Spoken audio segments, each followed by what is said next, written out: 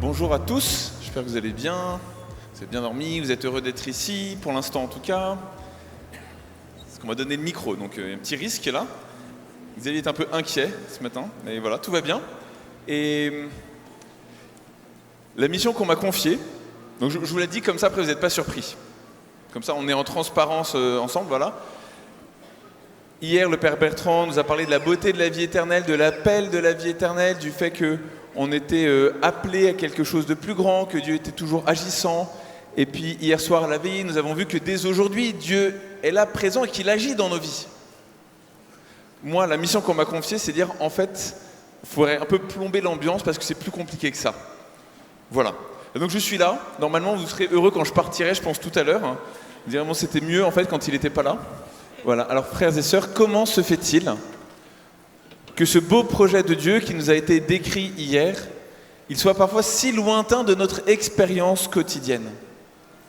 Comment se fait-il que si Dieu est amour, que si Dieu ne veut que notre bonheur, que ce qu'il y a de meilleur pour nous, et Dieu ne peut pas vouloir autre chose que ce qu'il y a de meilleur pour nous, ça lui est impossible. Comment se fait-il que s'il y a un être tout-puissant, aimant infiniment chacun d'entre nous, eh bien nous fassions quotidiennement l'expérience de la déception, de la désillusion, de la blessure, l'expérience du mal. Alors, je ne répondrai pas à une question aussi profonde ce matin, mais juste, je voudrais que nous lisions ensemble quelques passages du livre de la Genèse que j'ai sélectionnés, que nous lirons ensemble. Je voudrais que nous les lisions avec cette optique-là, c'est-à-dire de répondre à la question comment est-ce que si Dieu m'aime, comment est-il possible si Dieu m'aime que eh bien, ma vie ne soit pas si simple que ça, et qu'au fond elle ne soit pas si simple que ça pour différentes raisons, parce qu'il y a le mal que je subis, mais ça je n'en parlerai pas ce matin. Ce matin, ce dont je vais parler, c'est le mal que je fais moi-même en fait, et qui pour une part est contraire à ma volonté, mais que je fais quand même. Donc quand on lit le texte, comme on va le faire ce matin, du péché originel, on ne fait pas un reportage historique. Oui, on va pas se demander, alors ça s'est passé à quel jour, à quelle heure, comment. Et puis après ils étaient nus, ils se sont fait des pagnes, alors c'était des pagnes de figues, de figuier probablement. Bon, ça gratte un peu quand même les feuilles de figuier, est-ce que c'était le bon choix? Moi j'aurais plutôt pris la vigne, enfin bon, oui, on va pas rentrer dans ce genre de questions-là. On va pas rentrer dans un regard trop historique. On va essayer de se demander comment est-ce que cet événement, qui est un événement réel de l'histoire, le péché originel, il éclaire ma vie à moi aujourd'hui. Donc c'est pas un reportage que l'on va faire, et on va pas dire regardez comment ça s'est passé à l'époque, etc. C'est pas un reportage. En revanche, on va demander qu'à travers ces textes-là, on va demander au Seigneur qui nous éclaire sur notre propre cœur, sur nos propres péchés. Comment se fait-il, dit autrement, que le texte du péché des origines, péché originel comme on dit, il soit aussi actuel? Et qu'on va le voir, on va le lire ensemble, mais quand je le lis, ça parle de moi. Ça parle de moi, je vous promets, je me reconnais à chaque page. Et peut-être que si tout se passe bien, je ne serai pas le seul. Alors je vous propose, on va regarder si tout va bien, si je ne suis pas trahi par la technique, deux petits versets du chapitre 2 du livre de la Genèse. C'est le premier texte que j'ai donné. Alors, si jamais je suis trahi par la technique ou par ailleurs, vous avez le droit d'ouvrir votre Bible. Alors, celle que vous aviez en arrivant, ou bien celle que vous avez achetée hier par culpabilité, suite à ce que le Père Bertrand a dit sur le fait qu'il fallait qu'on ait tous une Bible, etc. Donc je suppose, du coup, que ce matin, soit parce que vous en aviez une, soit parce que vous avez culpabilisé, eh bien, voilà. Donc, eh bien, voilà, c'est donc dans vos Bibles que vous allez trouver ce passage-là, livre de la Genèse, chapitre 2, versets 16 et 17. Et le Seigneur Dieu fit à l'homme ce commandement. Tu peux manger de tous les arbres du jardin, mais de l'arbre de la connaissance du bien et du mal, tu ne mangeras pas, car le jour où tu en mangeras, tu deviendras passible de mort.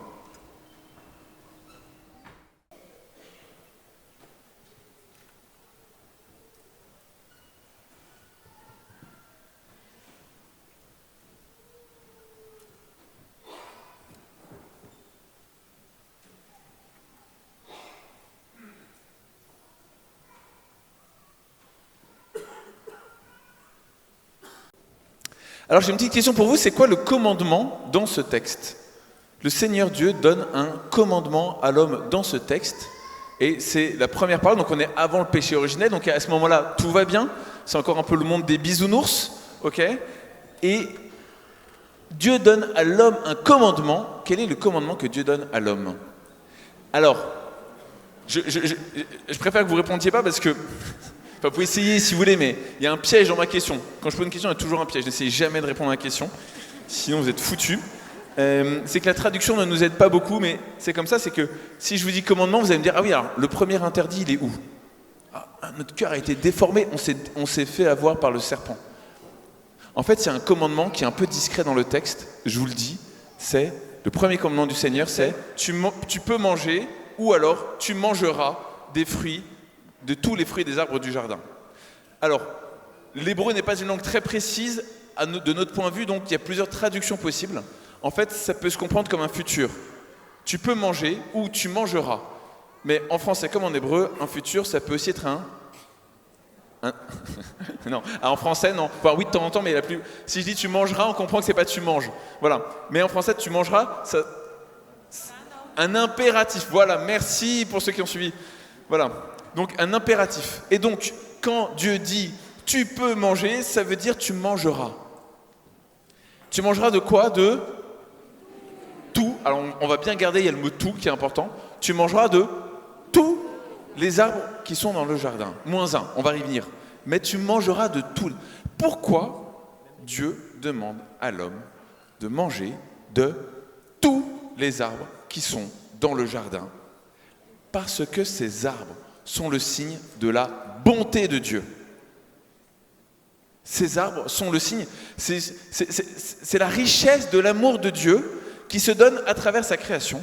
Et donc il faut que l'homme fasse l'expérience de la bonté de Dieu pour comprendre la suite. Et donc ça c'est le point de départ, on ne comprendra rien tout ce qui va se passer dans la suite, dans le topo que je ferai peut-être ou pas, on verra. Sinon je le signerai peut-être en langue des signes, j'essaierai, voilà. Si j'arrive à parler jusqu'au bout, en tout cas, pour comprendre la suite qui viendra peut-être, il faut comprendre ça. Dieu aime l'homme et il a besoin que l'homme fasse l'expérience de sa bonté pour pouvoir comprendre la suite. Ok? Vous croyez que Dieu vous aime? Oui. C'est requis pour la suite. Donc ne le perdez pas en chemin. Et comment est-ce que Dieu va demander aux hommes de faire cette expérience-là? C'est tu mangeras, tu vas goûter tous les arbres que je t'ai donnés. Et puis on dit, mais tous -1. Tous, c'est vrai, c'est tous -1. C'est facile ce -1 ou pas? Alors, est-ce que Dieu lui-même, il se met un -1 dans la vie? Alors, j'ai dit, quand je pose une question, ne répondez pas. C'est d'un piège. Il y en a qui disent, non. Eh ben oui, Dieu, il se met une limite. C'est quoi la limite que Dieu se met? C'est le Shabbat. Dieu est actif pendant 6 jours, et le 7e jour, Dieu se repose. Dieu donne une limite à l'homme, mais il s'est lui-même mis une limite. Donc, encore une fois, quand on voit que Dieu met une limite à l'homme, ne laissons pas le petit vélo dire « Ah oui, mais c'est parce qu'en fait, non, c'est pas contre nous. C'est pas parce qu'il ne nous aime pas. C'est parce qu'il est bon d'avoir une limite. » Et lui-même, il se met une limite. Dieu, le Shabbat, il bosse pas, il se repose. Ok, ça va? On est bon là-dessus du coup? Ouais, tout ça, vous êtes contents? Ouais, ils sont contents. Ok. Alors, on va maintenant passer... On va faire 3 petits exercices ce matin qui sont des exercices de Lectio Divina. C'est un mot latin pour dire qu'on lit la Bible en priant, en fait, en gros. Donc c'est pour ça que j'ai pris le temps tout à l'heure de vous dire oui, AELF, prenez-le, tout ça. Donc on va lire on va faire un petit exercice, on va prendre 3 fois 10 minutes. Et donc on lit un petit texte, un petit passage. Si j'ai le micro, je le commente. Voilà. Et puis on va faire ça 3 fois de suite. Ça va, ça fait 1 heure, c'est sympa, on est content, c'est spirituel. Alors, comment lire ces textes? Peut-être que je le lirai d'abord une fois moi au micro. Après ça, je vous inviterai à le relire vous personnellement et à laisser descendre le texte. Donc, on va passer un peu de la tête au cœur. Donc, quand on lit la Bible, on essaie de comprendre ce que Dieu nous dit de lui, ce qu'il révèle de lui. Ici, Dieu ne va pas être très présent, donc c'est un peu particulier peut-être comme exercice, mais c'est pas grave, c'est juste l'occasion pour nous, en le lisant, qu'est-ce que je comprends de cette histoire du salut, de ce moment-là. Peut-être que vous allez faire attention, il y a un mot que vous aviez vu, que vous allez voir dans la Bible, et que vous n'aviez jamais vu. C'est pas quelqu'un qui l'a glissé hier soir dans votre Bible ou qui l'a rajouté cette nuit sur aelf.com ou org, je sais pas quoi. Ok ? C'est juste qu'en fait, quand on lit la Bible, régulièrement, on oublie des mots, on fait pas attention, on zappe parce qu'on croit savoir, on projette plein de choses sur le texte. Voilà. Donc là, on va simplement, paisiblement lire le texte. Alors, je passe donc au chapitre 3, les versets 1 à 5. Et je lis. Donc, quand j'aurai fini de lire, je ne dirai plus rien, je vous inviterai juste à relire le texte. Si vous le souhaitez, vous pouvez réinvoquer l'Esprit Saint en silence et on se donne une petite dizaine de minutes, voilà, comme ça vous avez un repère, et on lit le texte, on ferme les yeux, on ne fait plus attention aux voisins, on laisse descendre le texte. Qu'est-ce que le Seigneur me fait comprendre ce matin en lisant ce texte-ci ? Genèse, chapitre 3, versets 1 à 5. Le serpent était le plus rusé de tous les animaux des champs que le Seigneur Dieu avait fait. Il dit à la femme, « Alors, Dieu vous a vraiment dit, vous ne mangerez d'aucun arbre du jardin ?»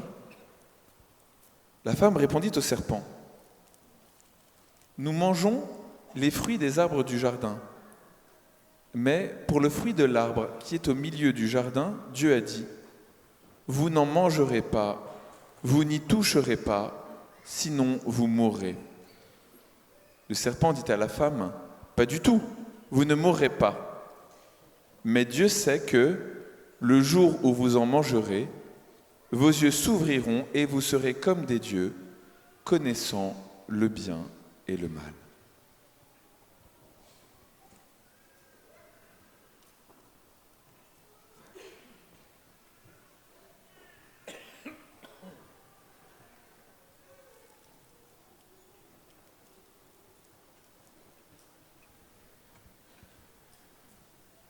Voilà, frères et sœurs, nous allons reprendre. Alors vous voyez, c'est différent. Une chose, c'est d'entendre des textes. Autre chose, c'est de prendre quelques minutes pour plonger dans les textes, parce qu'ils nous habitent différemment.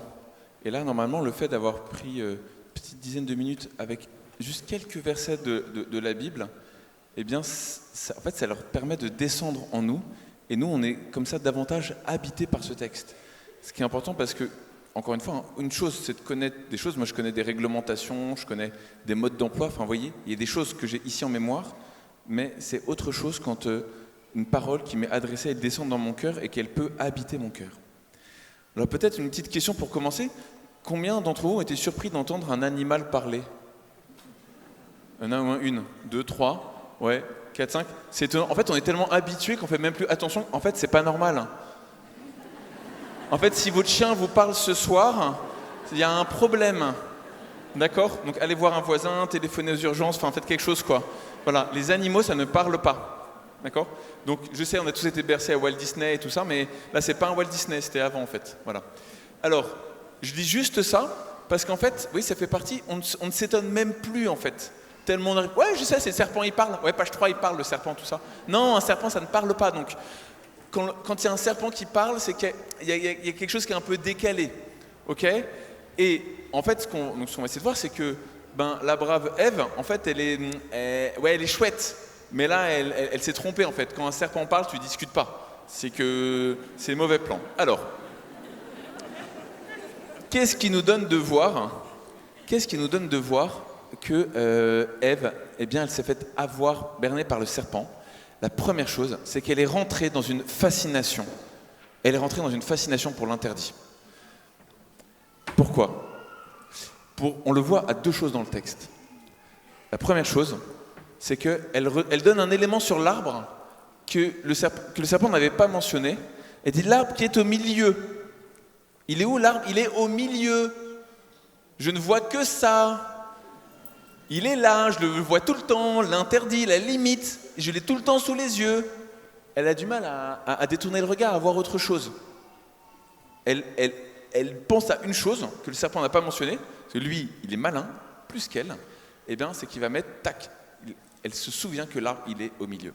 Et deuxièmement, c'est peut-être un peu subtil à voir, il y a autre chose, ça c'est un peu la réponse de l'examen, donc il y avait une deuxième chose à voir dans votre texte, c'est quoi? C'est le « vous n'y mangerez pas, vous n'y toucherez pas ». Dieu a dit ça?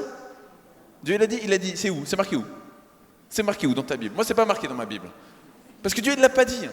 Mais elle est fascinée. Elle est fascinée. Waouh, c'est interdit. Même ça, c'est interdit. M'approcher, regarder, toucher, c'est interdit. Dieu n'a pas dit ça. Mais son cœur s'est laissé fasciner par l'interdit.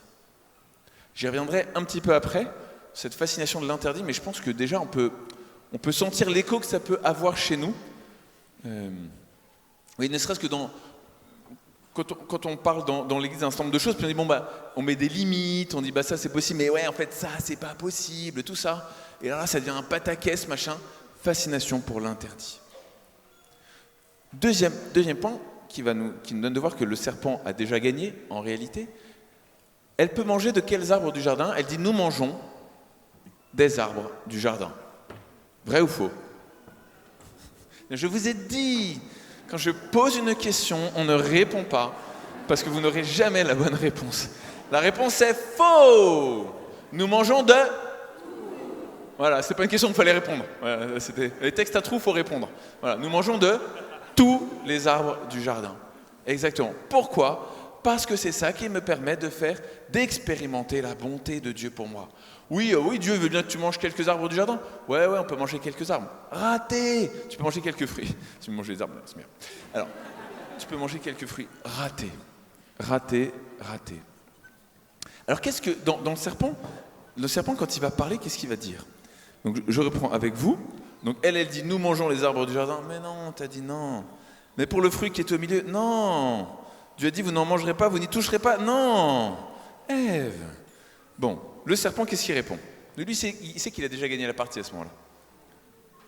Pas du tout. Parce que les serpents, quand ils parlent, ils font comme ça, en général. Je suis expert en... Ouais. Pas du tout. Vous ne mourrez pas. Je suis pas expert en voix de serpent, je sais pas trop, j'essaie d'imaginer là, mais...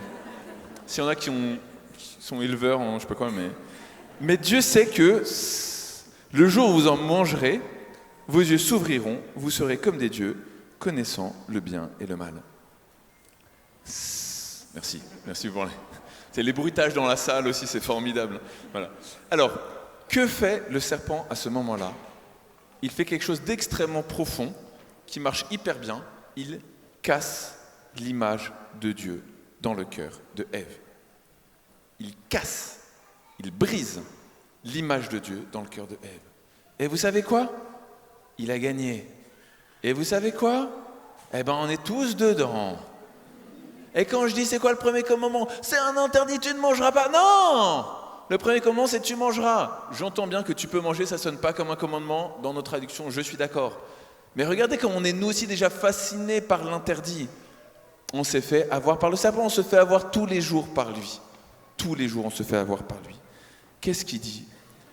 Le jour où Dieu saura que, et alors vous serez comme des dieux, vous serez comme lui. Dieu est jaloux de vous, jaloux de son pouvoir. Il ne veut pas vous partager ce qu'il a de mieux. Il veut que vous restiez comme des petits enfants un petit peu niais, un petit peu gentils, qui n'ont pas tout, qui ne savent pas tout. Et là, vous avez quoi à travers ça? Vous avez la magnifique image de Dieu dans la modernité.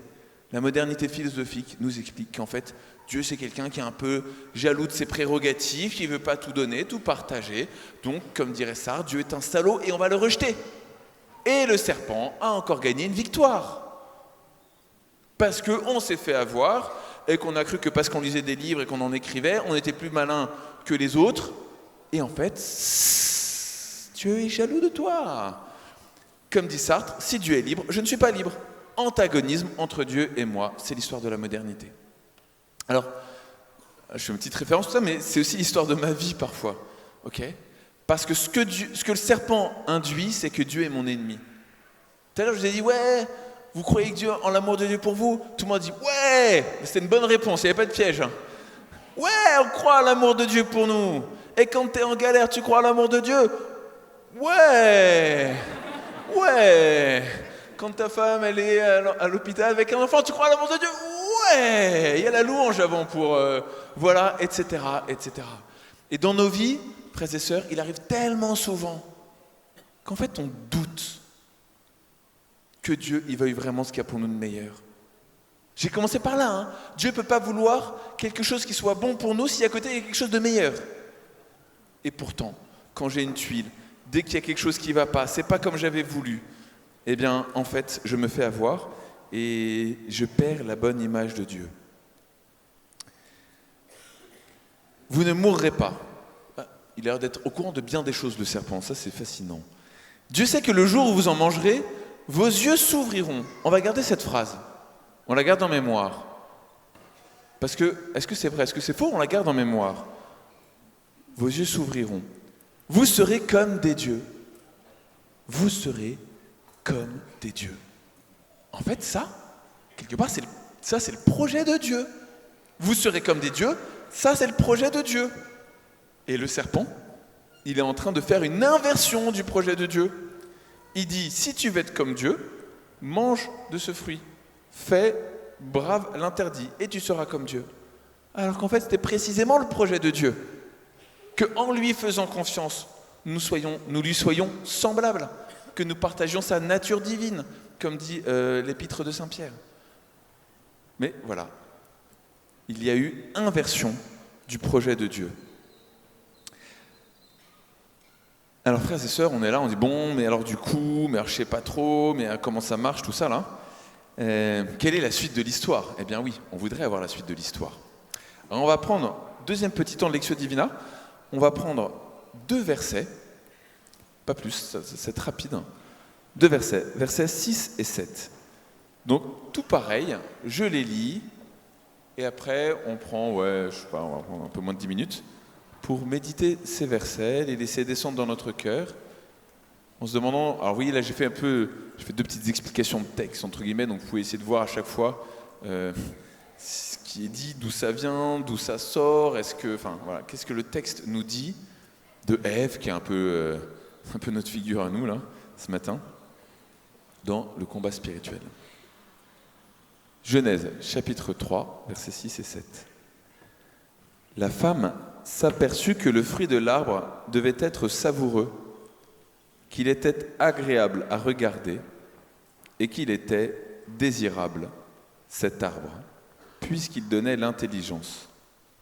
Elle prit de son fruit et en mangea. Elle en donna aussi à son mari et il en mangea. Alors leurs yeux à tous deux s'ouvrirent et ils se rendirent compte qu'ils étaient nus. Ils attachèrent les unes aux autres des feuilles de figuier et ils s'en firent des pagnes.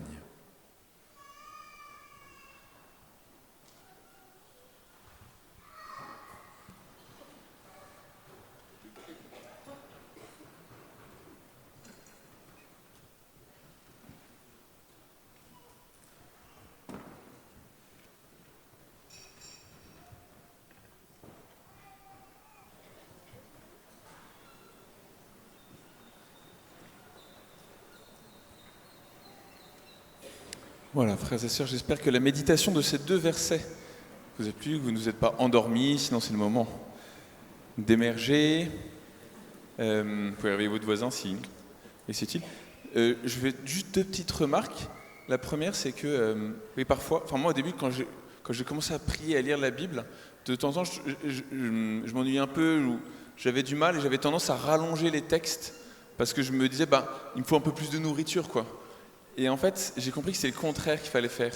Si en lisant 10 lignes, parfois ça ne me parlait pas ou j'avais du mal, il valait mieux que je me concentre sur 5 lignes et que ce serait plus facile. Et en fait, vous voyez, là, on est passé de 5 versets à 2 versets. Je ne sais pas si on a raccourci le nombre de mots, mais en tout cas, peut-être le nombre d'idées, en tout cas. Mais oui, peut-être que, en fait, vous avez peut-être fait un pas entre les 2 temps de Lectio, parce que là, c'était plus court. Le texte est moins long, mais en même temps, peut-être que ça nous a permis d'aller plus loin dans la lecture du texte. Et donc, si c'était trop long encore, on fera un verset la prochaine fois. J'ai une petite question, parce que ça m'a interpellé, je me permets de vous la poser. J'imagine que la majorité d'entre vous, au vu du sondage du Père Bertrand hier, vous avez lu ce matin là, le texte, vous l'avez fait sur votre téléphone portable. La majorité, j'imagine. Oui, à peu près. Oui. Bon. Combien d'entre nous en ont profité, étant sur leur téléphone, pour faire autre chose? Il y en a quelques-uns qui... Vous pouvez lever la main ou pas? En vrai, non mais gardez la main en l'air. Les autres, on bouge pas de tomates. Hein. Et parmi ceux qui ne lèvent pas la main, combien y ont pensé... Non, gardez la main en l'air, je voudrais voir un truc.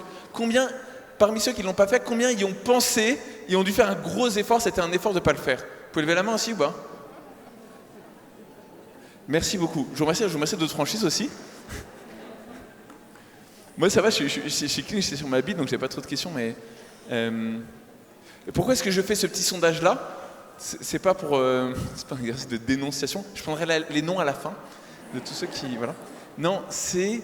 En fait, voyez combien il est difficile d'écouter Dieu.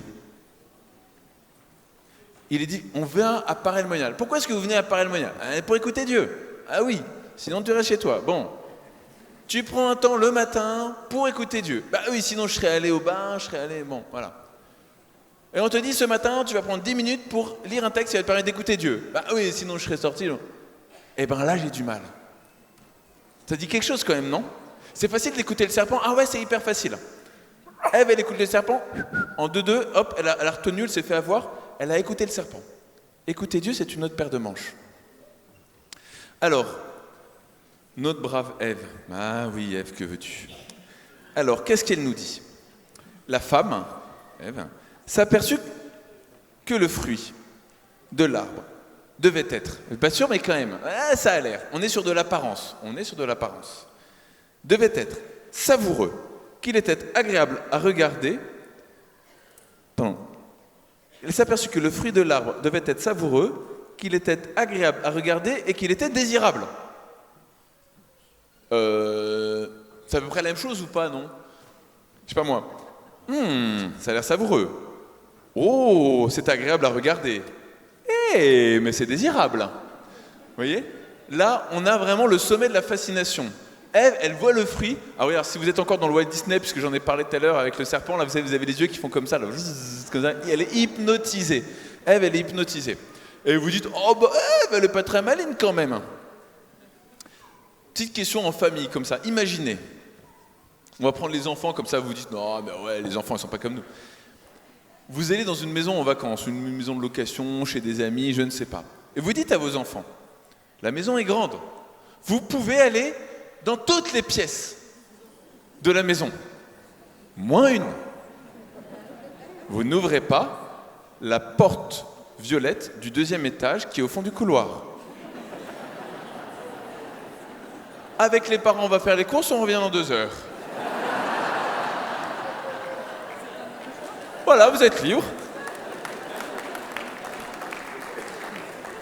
Oh, mais la porte violette, elle est agréable à regarder. Elle est désirable. Mais qu'est-ce qu'il peut y avoir derrière? Voilà. Bon, l'histoire des enfants, c'est notre histoire à nous. Ok? Et vous voyez, on se laisse manipuler par l'ennemi, par la petite voix intérieure, par le mauvais esprit en nous, qui dit, bah voilà, tac, ce que Dieu t'interdit, bah, Dieu t'interdit, il t'interdit un seul truc, c'est dommage, c'est le meilleur. Ah ben voilà, merci Dieu, ok. Voilà, la petite voix qui est en nous. Frères et sœurs, ne soyons pas naïfs, apprenons à écouter cette petite voix qui nous manipule et qui fait qu'en fait, on se laisse tout le temps avoir. Deuxième point. C'est drôle de pécher seul ou pas? Moins. C'est plus sympa de faire ça avec les copains ou avec le mari ou avec d'autres, etc. Alors pour ceux qui aiment la littérature, vous connaissez peut-être ce magnifique passage dans les Confessions de Saint Augustin, le texte s'appelle « Le vol des poires », où en fait Augustin, jeune adolescent, raconte qu'en fait il va voler des poires, mais parce qu'il est entraîné avec les autres en fait. Il est entraîné par les autres et qu'en fait, alors après il mange la poire, mais en fait c'est pas la poire qui est intéressante. Ce qui était intéressant, c'était de braver l'interdit et de le faire avec les potes, avec les racailles du village. Hein, voilà, Tagaste, on y va, on va se voler des poires. Alors ouais, aujourd'hui les vols ne sont plus des vols de poires, on est bien d'accord. Hein, mais voilà, Ça a changé, mais n'empêche que voilà. L'histoire, c'est la même. L'histoire, elle se répète. Quand Augustin dit ça, évidemment, il sait très bien qu'il a le texte de la Genèse en tête et qu'il est en train de dire comment le texte de la Genèse s'applique à sa vie. Frères et sœurs, c'est ce que l'on voit, le fait que Ève, elle pousse son mari. Tiens, non, là, regarde, beau, agréable à regarder, désirable, etc. C'est qu'en fait, il y a toujours un piège aussi pour nous, c'est de croire que ça va être mieux à plusieurs, de pécher à plusieurs. Peut-être parce qu'on n'est pas sûr, parce qu'on a un petit doute, qu'on a une culpabilité, qu'on se dit non mais si lui le fait, c'est que ça va être bien quand même. Dieu n'osera pas nous engueuler tous ensemble. Ou alors on peut dire, voilà, c'était l'effet de groupe, excuse Dieu, on l'a fait, c'est vrai que c'est un peu une espèce d'effet de groupe, on s'est laissé entraîner les uns les autres, etc. On se déresponsabilise. En fait, vous voyez, et je pense aussi moi dans mon histoire, comment à plusieurs moments, vous voyez, une mauvaise fréquentation, c'était il y a longtemps, on se détend, une mauvaise fréquentation peut emmener à commettre des péchés, etc. Et donc, vous voyez, avec cette illusion peut-être parfois qu'on peut créer la communion. La communion ne se crée que dans le bien. La communion ne se crée que dans le bien, jamais dans le mal. Dans le mal, on est complices ensemble. Le mal crée de la complicité, voilà, on est complices ensemble, mais la communion, elle vient du bien. Alors, leurs yeux s'ouvrirent. Est-ce que le serpent avait dit vrai? Bien, vous n'avez pas répondu, bravo. Je vous félicite. Alors, est-ce que le serpent avait dit vrai? Eh bien, littéralement, c'était vrai, mais c'était en fait complètement faux. Et à chaque fois que l'ennemi nous attaque, qu'il vient nous chercher, que le mauvais esprit en notre cœur s'agite, il ne nous dit pas des choses complètement fausses, il dit des choses qui sont en partie vraies. Si vous mangez de ce fruit, vos yeux s'ouvriront. Vous serez comme des dieux. Ils prennent de l'âme. Leurs yeux s'ouvrirent. Oui, le serpent avait raison. Mais pour voir quoi? Oh! On est tout nu! Je ne le savais pas! Inversion. Ce que le serpent fait, ce que l'ennemi fait, c'est l'inversion du projet de Dieu. On verra, on reviendra, gardez en mémoire les yeux qui s'ouvrent, on en reparlera une dernière fois. Oui, leurs yeux s'ouvrent. Le serpent avait dit vrai, mais c'était pour les tromper, il leur fait faire le contraire. Ils devaient découvrir la beauté de Dieu, ils découvrent leur fragilité. Le serpent ne dit jamais tout. Alors, à chaque fois que je lis ce texte, je pense à la même histoire que m'a raconté quelqu'un, du coup, je vous la partage. Voilà, peut-être que certains l'ont déjà entendu. C'était un jeune homme qu'on avait rencontré en évangélisation de rue quand j'étais étudiant dans la paroisse Saint-Nicolas-des-Champs à Paris. Et un jeune un peu paumé, qui vivait à la rue, un peu racaille, on aurait dit ça comme ça, tout ça, voilà. Et sans religion, et en fait on lui avait parlé de Dieu, et ça l'avait accroché. Il était venu à l'église. Et ce gars-là, eh bien, je ne sais pas ce qu'il est devenu aujourd'hui, mais pendant quelques mois, vous pouvez imaginer l'instabilité de ce jeune, il était présent, et il était présent tous les jours à la messe, au laude le matin, on discutait à la sortie, il fumait sa clope, on parlait, etc. Et un jour, il m'a raconté ça. Il était dans la rue, et puis tout à coup, il voit quoi? Une grand-mère qui a un sac à main. Oh! Mais il est désirable, hein, ce sac à main, qu'il est beau! Il est plaisant à regarder. Et évidemment, il se dit, tac, ouais, et en fait, oui, c'est le vieil homme qui revient, il avait l'habitude de ça. C'est pas une nouvelle idée qu'il avait eue en venant avec les cadeaux, c'est juste, c'était son habitude. Et là, il se dit, ouais, je vais, là, c'est bon, la vieille, tac, tac, je pars, c'est bon. Et puis, Dieu est bon. Dieu lui donne une petite grâce spéciale, ça l'a protégé. Du coup, il est passé devant la dame âgée, comme il ne l'aurait pas dit, et il lui a laissé son sac bien volontiers. Et il fait 2-3 mètres, et il se tourne sur le côté, et donc il y avait une rue qui croisait, et là, il y avait 3 flics qui étaient là. Et son interprétation, quand il m'a raconté l'histoire, c'est de dire, l'ennemi, il m'avait pas tout dit. Il avait dit pour le sac à main, il n'avait pas dit pour les flics. Il avait donné la moitié des informations.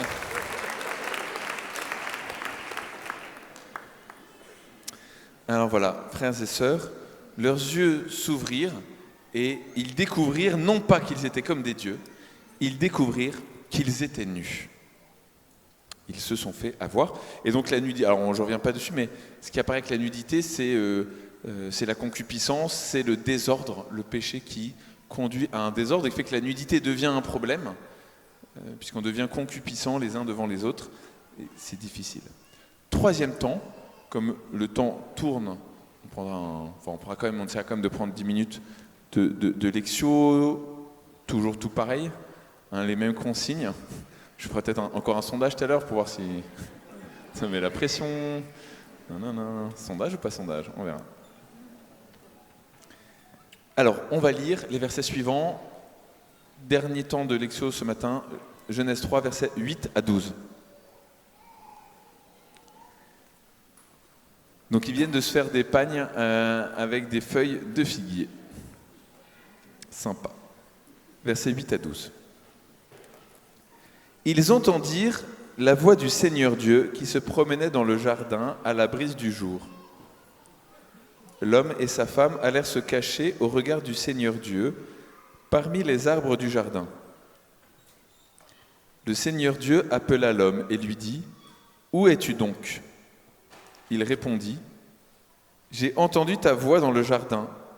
J'ai pris peur parce que je suis nu et je me suis caché. » Le Seigneur reprit : « Qui donc t'a dit que tu étais nu ? Aurais-tu mangé de l'arbre dont je t'avais interdit de manger ? » L'homme répondit : « La femme que tu m'as donnée, c'est elle qui m'a donné du fruit de l'arbre, et j'en ai mangé. »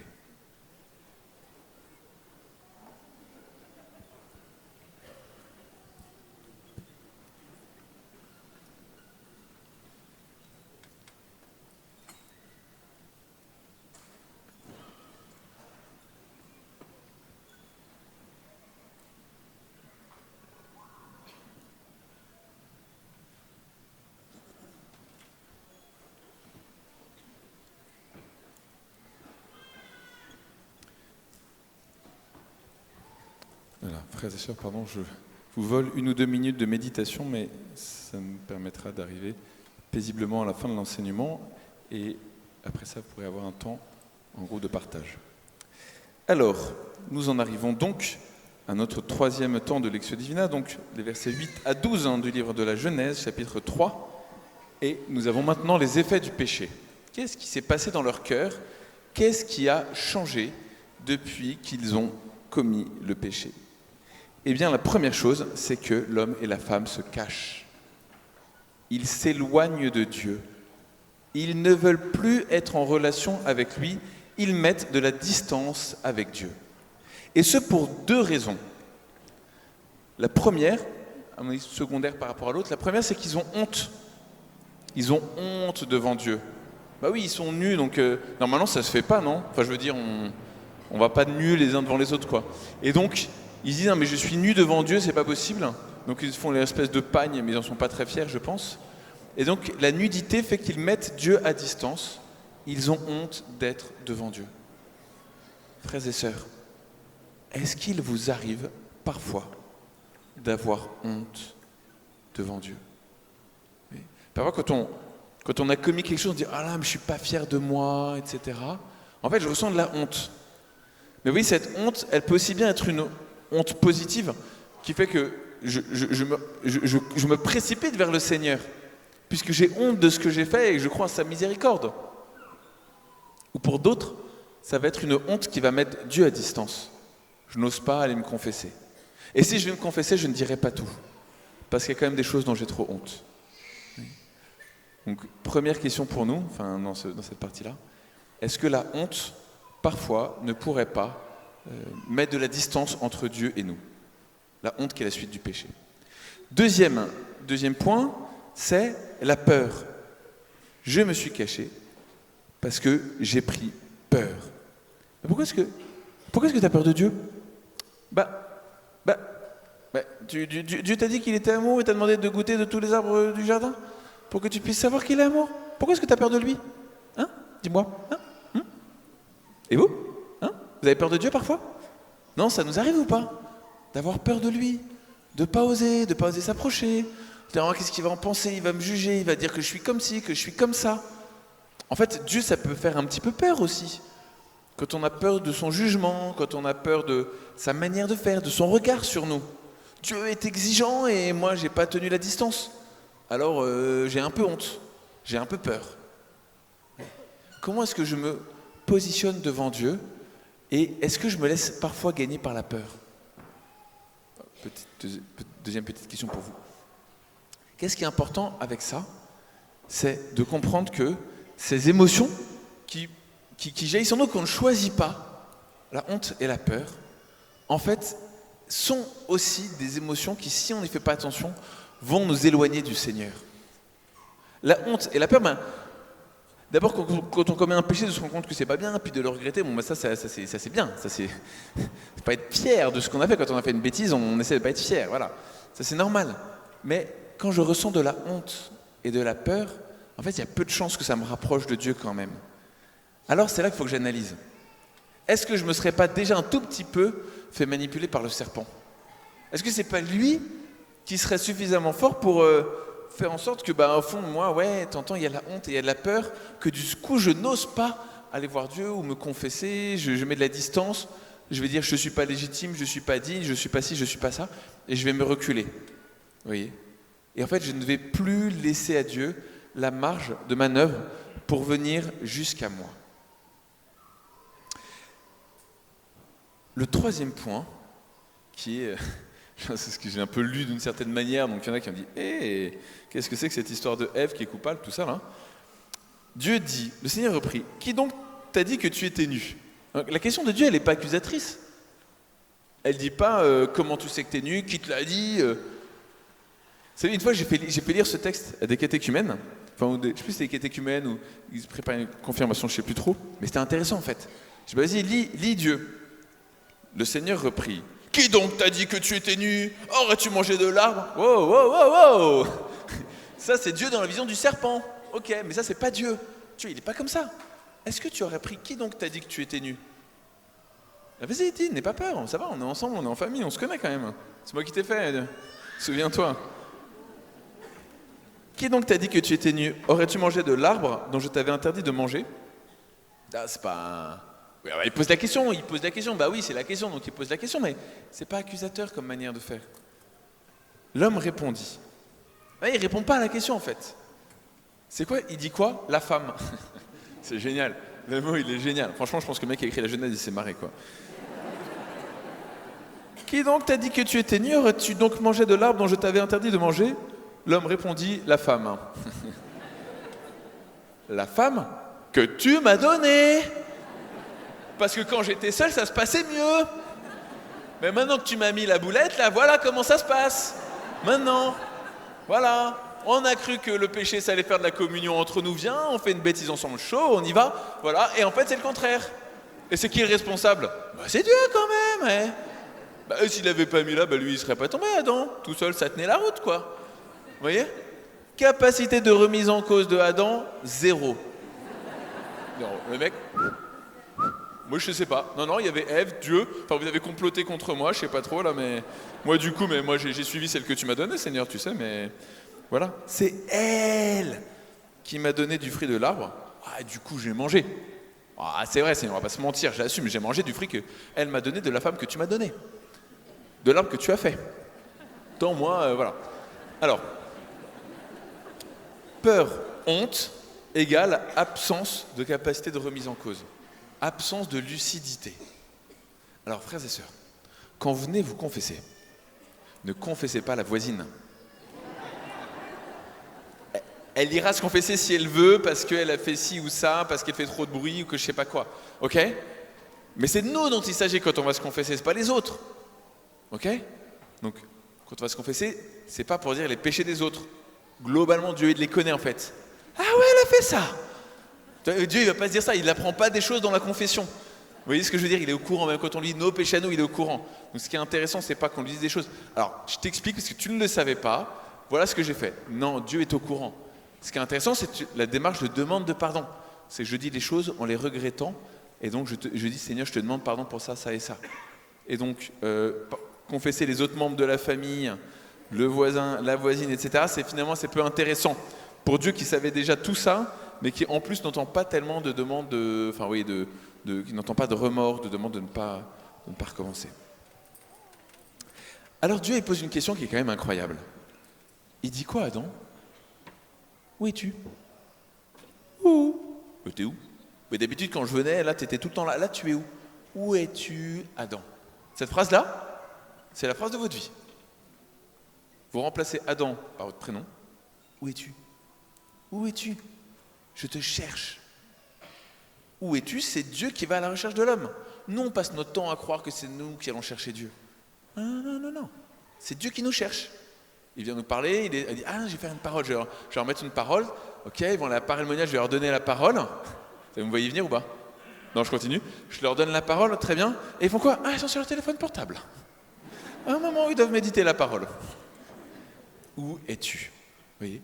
Et en fait, quand on va se confesser, eh bien, en fait, c'est juste la réponse à la question « Où es-tu? Me voici. Me voici, je suis là. Où es-tu? Eh bien, j'ai cessé de fuir, j'ai cessé de ne pas entendre cette voix, j'ai cessé de... Seigneur, je suis là. Je ne vais pas confesser la voisine ni ma femme, je vais me confesser moi. Et je vais dire en vérité ce que je suis. Donc, je ne vais arrêter de fuir mon cœur. Je vais arrêter d'être dans le déni. Je n'oserais pas raconter la conversion que j'ai eu au petit déjeuner avec quelqu'un, mais c'était assez marrant. Si, ouais, je raconte quand même, parce que c'est marrant. Parce que je racontais un truc que je fais sur le parcours sur le pape François. Il me dit « Ah, tu fais ça, c'est intéressant tout ça. » Puis il me raconte un truc que le pape François avait dit, mais il savait pas trop plu. Il m'a dit « Non, mais là, je me suis dit, ouais, c'est quelqu'un qui a dû le dire à sa place, en fait. » Je pense qu'il n'a pas vraiment dit. Tu vois, c'est ça. Donc il y a le secrétaire du pape qui a pris son téléphone, qui a tweeté un truc à sa place. Et c'est comme ça que du coup, tu n'as pas envie d'écouter ce qu'il a dit. Ouais, c'est mon scénario, ouais. Un bon scénario de déni. Vous voyez? Moi, ça, je pense qu'on est assez fort pour se faire des bons scénarios de déni. Voilà. Et donc, je fuis. Où es-tu? Où es-tu? Je te cherche. Non, je suis dans le déni. Je n'ai pas de péché, c'est pas de ma faute, tout ça, je reviens plus tard. Alors, frères et sœurs, pour conclure, le projet de Dieu, c'est de nous donner la vie éternelle. C'est de nous donner ce dont Père Bertrand nous a parlé hier, cette vie éternelle qui commence dès aujourd'hui. La vie éternelle, c'est de te connaître Dieu. Je te connais, je t'aime. Quand je fais l'expérience dans l'adoration de ta présence dans ma vie, Seigneur, la vie éternelle, elle a commencé aujourd'hui. Et pourtant, je vois bien combien je m'en éloigne par mon péché. Inversion du projet par l'ennemi. L'ennemi, il ne nous dit pas que des mensonges, mais tout ce qu'il nous dit, il nous dit pour nous tromper, pour inverser le projet de Dieu. Dieu voulait que nous soyons comme des hommes avec lui. L'ennemi a fait que nous serons comme des dieux, mais sans Dieu. Est-ce qu'il vaut mieux être Dieu avec Dieu ou Dieu sans Dieu? Oui, inversion du projet. Mais ce qui est fou, et c'est la miséricorde de Dieu, c'est que Dieu se dit pas « Ah non, mais stop, mais du coup j'arrête le projet ». C'est qu'il a entendu le désir du cœur de l'homme. Dieu l'entend, et il a entendu. Je pense qu'il a entendu aussi la tromperie du serpent. Vos yeux s'ouvriront. Mais vous n'avez pas envie, vous, un jour que vos yeux s'ouvrent pour voir Dieu, voir ses merveilles de manière parfaite, etc. On a envie que nos yeux s'ouvrent. Sauf que la dernière fois que nos yeux sont ouverts, c'est pas super. Ah ouais, on est tout nu en fait. Ok, on va peut-être refermer les yeux du coup. Je pense, frères et sœurs, que le miracle de la miséricorde, c'est que Dieu se met à l'écoute du cœur du pécheur pour entendre son désir et savoir lui répondre à sa demande, mais d'une autre manière.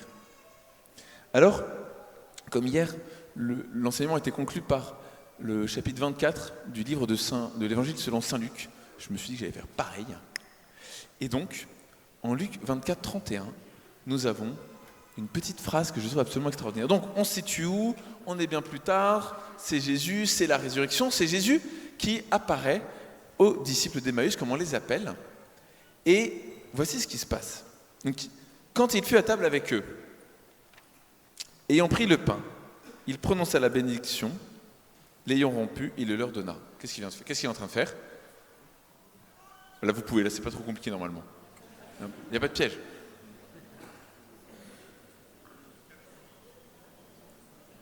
Ouais, c'est la messe, on est d'accord. C'est la messe. Donc il célèbre la messe avec eux, en fait, Jésus. Il leur donne son corps. Ils ne savent pas que c'est le corps de Jésus. Ils ne savent pas ce qui se passe. Alors, leurs yeux s'ouvrirent et ils le reconnurent. Mais il disparut à leur regard. Ils se dirent l'un à l'autre, « Notre cœur n'était-il pas brûlant en nous, tandis qu'il nous parlait sur la route et nous ouvrait les Écritures ?» Alors leurs yeux s'ouvrirent. Oui, effectivement, nos yeux se sont ouverts, et nos yeux peuvent s'ouvrir à chaque Eucharistie, non pas pour nous laisser berner par le serpent et nous laisser tromper et entrer dans une inversion du projet de Dieu. Au contraire, à chaque Eucharistie, nos yeux peuvent s'ouvrir pour reconnaître que Jésus est vraiment là, devant nous.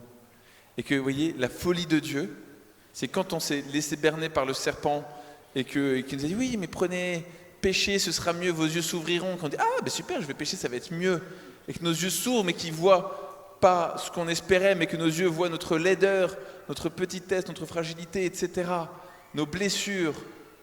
Eh bien, Dieu, en fait, il entend cette fausse promesse du serpent et il entend notre désir d'avoir des yeux qui s'ouvrent et c'est ce qu'il réalise à chaque Eucharistie.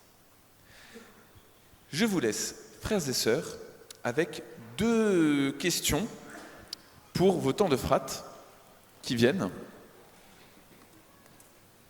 Merci beaucoup. Alors c'est bien parce que je lis les textos que j'envoie sur... Voilà. Première question. M'arrive-t-il de ressentir de la honte ou de la peur face à Dieu ? Voilà. Donc ça, c'est ce que je disais tout à l'heure. Hein. Le 3e texte, Adam et Ève se cachent, ils ont peur, ils se font des pagnes, etc. Ils ont honte et ils ont peur de Dieu. Comment est-ce que cette parole, elle a pu résonner dans votre cœur ? On n'est pas obligé de tous déballer dans nos vies, tout ça, mais est-ce que vous voyez, est-ce que ça fait écho, honte et peur, l'un plutôt que l'autre, que sais-je ? Voilà. Comment est-ce qu'on réagit devant cette pente naturelle ? Le péché entraîne un mal-être, entraîne la honte et la peur. 2e question. Comment je fais dans ma vie pour essayer de me rapprocher de Dieu ? Oui. Donc, Dieu dit « Où es-tu ?» L'homme s'éloigne de Dieu. L'homme a peur et honte de Dieu. Et moi, comment est-ce que dans ma vie, qu'est-ce que je fais ? Comment est-ce que j'y arrive ? Qu'est-ce que je mets en place pour me rapprocher de Dieu ? Et ça peut être des habitudes, ça peut être des convictions, ça peut être tout un tas de choses. Ça peut être l'œuvre de la grâce dans votre cœur. Enfin voilà, que sais-je ? En tout cas, c'est ouvert. Comment est-ce que vous faites chemin, retour vers Dieu ?